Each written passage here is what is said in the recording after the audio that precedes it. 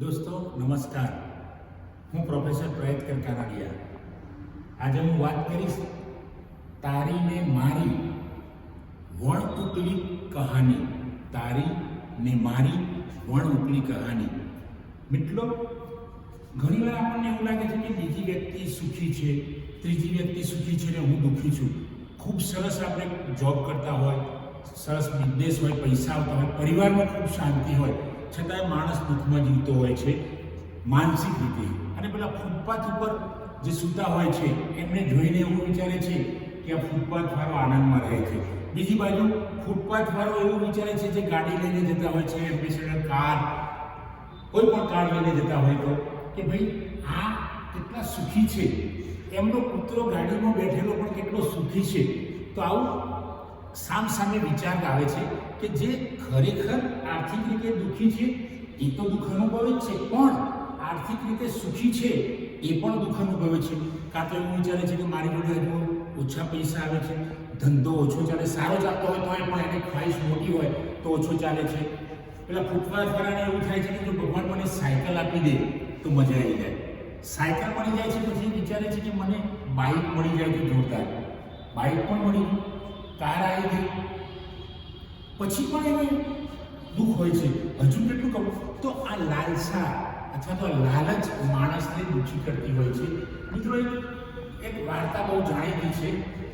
એક ગોવાળિયો હતો. ગોવાળિયાના એક જ રૂમનું મકાન હતું એનું, અને ચોમાસું આવે એટલે એના જોડે એક ગાય, એક ગધેડો, 8-10 કૂકડા, 2-3 બકરીઓ, આવા જુદા જુદા પ્રાણીઓ ઘરમાં રાખતો. તો ખૂબ કંટાળી જાય ચોમાસામાં બધું ઘરમાં બાંધવાનું, ઘરમાં સૂવાનું. તો આ દુઃખ જોઈને એને કોઈ કીધું કે આપણા ગામમાં એક ગુરુજી આવ્યા છે, એ ગુરુજી દરેક પ્રશ્નનો ઉકેલ કરશે. ગુરુજી પાસે ગયો અને ગુરુજીને કહ્યું કે ગુરુજી, મારા ઘરમાં ખૂબ તકલીફ છે, મને એવું કંઈક વરદાન આપો કે હું સુખી થાઉં, મોટું ઘર બનાવું, એવું કંઈક વરદાન આપો. ગુરુજી કહે શું તકલીફ છે? એટલે કે મારા ઘરમાં ગધેડો છે, ગાય છે, પછી બકરા છે, કૂકડા છે, આ બધું બાંધું છું એટલે કે મને ઘરમાં રહેવાની મજા આવતી નથી, મારો પરિવાર પણ કંટાળી જાય છે. તો કે શું કરવું છે બોલો તમારે? તો કે એને બહાર બાંધે છે કે શું કરે છે? કે હા, કૂકડાને એવું 2-4 વસ્તુ છે એમને હું અંદર રાખું છું, નાના નાના મોટા જીવો છે એમને બહાર રાખું છું. તો તું કે એક કામ કર કે આજથી હું કહું એટલું જ કરવાનું. ગુરુજીએ કહ્યું કે શું? હું કહું એટલું જ કર. તારે પહેલા દિવસે તું છે ને એ બધા જ પ્રાણી જે છે તારી જોડે, ગધેડો છે, ગાય છે, બકરી છે, જે તું બહાર બાંધે છે, અથવા તો ભેંસ છે તારી જોડે, એને બધાને એક દિવસ અંદર બાંધી દે, પછી સવારમાં મને મળજે. તો પેલો કે કંઈ વાંધો નહીં. તો આને બધા જ પશુઓ, પેલા કૂકડો હતો, બકરા હતા, બધું જ અંદર એક રૂમમાં લાવીને પૂરી દીધું. આખી રાત અવાજ આવવા માંડે, બકરીનો અવાજ આવે, ભેંસનો અવાજ આવે, ગધેડો લાત મારે, કૂકડા ખડખડ્યા કરે, એમની પાંખો ફેલાવ્યા કરે. ખૂબ કંટાળી ગયો. સવારે ગુરુજી જોડે ગયો કે ગુરુજી, મને તો બહુ કંટાળો આવ્યો. તો કે એક કામ કર, એમાંથી છે ને તું એક પેલા બકરા છે કાઢી નાખ બહાર આજની રાત્રે. તો પેલો કીધું સારું. ઘરે ગયો, રાત્રે એને બકરા જે 4-5 હતા એ બહાર કાઢી નાખ્યા. પછી એને થોડીક ઠીક લાગવા માંડ્યું, ના ગઈકાલ કરતાં સારું છે. પછી ગુરુજી જોડે ગયું. ગુરુજી કે હવે આ તને કેવું લાગે? કે સારું લાગ્યું. તો કે હવે આવતીકાલે છે તું ગાયને બહાર કાઢ. બીજા દિવસે ગાયને બહાર કાઢી એને. તો એને વધારે શાંતિ થઈ કે ગુરુજીને મળવા ગયો કે ગુરુજી, ગાય કાઢવાથી શાંતિ રહી. પછી એ જ પ્રમાણે રોજ અને એક દિવસે ગુરુજીએ કહ્યા પ્રમાણે એક દિવસ ભેંસ બહાર કાઢી, બરાબર, એક દિવસ ગધેડો બહાર કાઢ્યો. તો ખૂબ સરસ. છેલ્લા દિવસે ગયો, ગુરુજીને કહ્યું કે શું કેવું લાગ્યું તને બધા પ્રાણીઓ જે બહાર કાઢ્યા એના પછી? કે ગુરુજી, બહુ મજા આવે છે મને. તો કે હવે તારે ઘર જોઈએ છે? કે ના ગુરુજી, મારે ઘર નથી જોઈતું.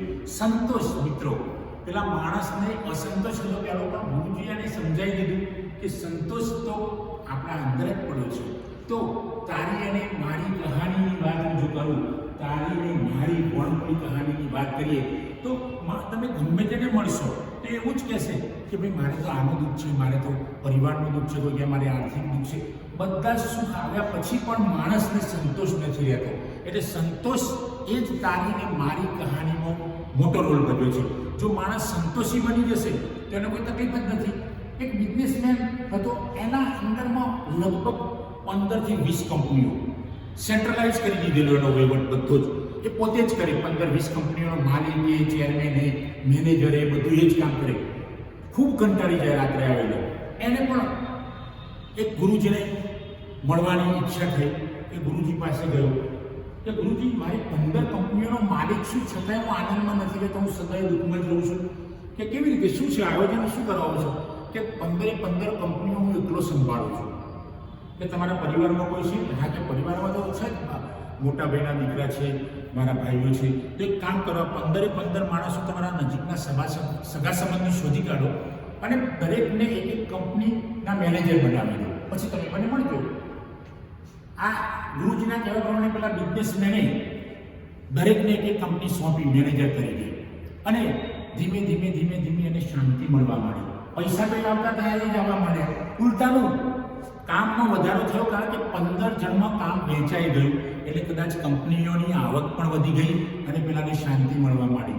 તો એને ડિસેન્ટ્રલાઇઝ કરી દીધું. તો મિત્રો, આવા જ પ્રશ્નો આપણા જીવનની અંદર બનતા હોય છે. ખરેખર પ્રશ્ન હોતો નથી, પણ આપણે એને પ્રશ્ન માની લઈએ છીએ. આપણને ધારો કે આપણે બસ સ્ટેન્ડ ઉપર ઊભા હોય અને આપણને અચાનક કોઈ કાર મળી જાય તો આપણે ખુશ થઈ જઈએ છીએ. પણ જો બસ સ્ટેન્ડ પર ઊભા હોય અને આપણને કલાક સુધી બસ ના મળે તો આપણે પરેશાન થઈ જઈએ છીએ. પણ જે આગળના દિવસે પેલી કાર અચાનક મળી ગઈ હતી એની ખુશી નથી અનુભવતા, પણ આજે બસ નથી મળી એનું દુઃખ છે. આવું તો જીવનમાં બન્યા કરે. જીવનમાં 100% સુખ કોઈને મળે છે. જો મળતું હોય તો તમે એને મળો અને એને જેને પૂછો કે ભાઈ તારે 100% સુખ છે. કારણ કે દરેક માણસની આ જ કહાની છે. બિઝનેસમેન હોય, સામાન્ય માણસ હોય, ગરીબ માણસ હોય, અમીર માણસ હોય, કોઈ વિધવા બેન હોય જેનું પરિવાર સુખદ શાંતિમાં જીવે છે, સમૃદ્ધતા છે, છતાં પણ એને જેને પૂછશો તો કોઈક એક દુઃખ તમને બતાવશે કે મારે આ દુઃખ છે. તો મિત્રો, જીવનની અંદર તારી ને મારી વણકની કહાની એટલે આ કોઈનો ઉકેલાયો જ નથી. આ કોઈનો માનસિક રીતે જ ઉકેલાશે. તારી ને મારી વણકલી કહાનીનો કોયડો જે છે એ જ્યારે આપણે માનસિક રીતે શાંતિ માનીશું, માનસિક રીતે સંતોષ માનીશું, મનને મનાવીશું, મન ઉપર નિયંત્રણ કર્યા વગર એની સાથે દોસ્તી કરીશું, તો આપણને મજા આવશે. અને પેલી તારી ને મારી સ્થિતિ બદલાઈ જશે. એ કોયડો પણ કદાચ ઉકેલાઈ જશે. કારણ કે આપણો ત્યાં સ્વાર્થ નીકળી જાય છે, આપણી લાલચ નીકળી જાય છે, આપણે સંતોષ માની લઈએ છીએ અને આપણે દરેક બાબતને સ્વીકારતા થઈ જઈએ છીએ.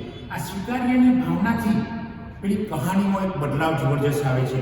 અને કહાનીની અંદર તમે જોશો તો જે પેલો વણ ઉપેલો કોયડો છે અથવા તો વણ ઉપેલી કહાની છે એ ઉકેલી જાય છે અને મન શાંત બની જાય છે અને સંતોષ મળી જાય છે. એટલે જીવવાની પણ ખૂબ મજા આવે છે. તો મિત્રો, આવી કહાની દુનિયામાં બધે જ છે. પણ તમે વિચારશો કે સંત, જે સાચા સંતો છે, એમને તમે જઈને મળશો તો એમને ક્યારેય તમે દુઃખી નહીં જુઓ. એમના ચહેરા પર જોરદાર ચમક હશે, એમનું કપાળ, લલાટ ઉપર તેજ હશે, જોરદાર આનંદમાં જ રહેતા હશે. એમને કોઈ દુઃખ ના હોય એવું થશે, કારણ કે એમને કોઈ સ્વાર્થ નથી. એમને કલાક પછી શું થવાનું છે એની ચિંતા નથી. આપણે તો 25 વર્ષ પછીનું વિચારીએ છીએ, ભૂતકાળમાં બની ગયેલી બાબતને યાદ કરીને વાગોળીએ છીએ, કારણ કે આપણું મન શાંત નથી, આપણને સંતોષ નથી. તો જો મિત્રો, દરેક બાબત જે ઈશ્વરે આપી છે, આ ઈશ્વરનો પ્રસાદ છે એમ માનીને આપણે જીવીશું તો નાનકડી અમથી ઓરડી હશે રહેવાની, તો એ પેલા એસીવાળા બંગલા કરતાં ખૂબ મજા આવશે. તો મિત્રો, આપણે બધા આ વાતને સમજીએ અને આપણે જીવવામાં શાંતિ અને સંતોષનો અનુભવ કરીએ. મિત્રો, આજનો આ મારો વિડીયો પસંદ આવ્યો હોય એને લાઈક કરો, શેર કરો, કોમેન્ટ કરો અને જો મારી ચેનલ સબસ્ક્રાઈબ ન કરી હોય તો સબસ્ક્રાઈબ કરો.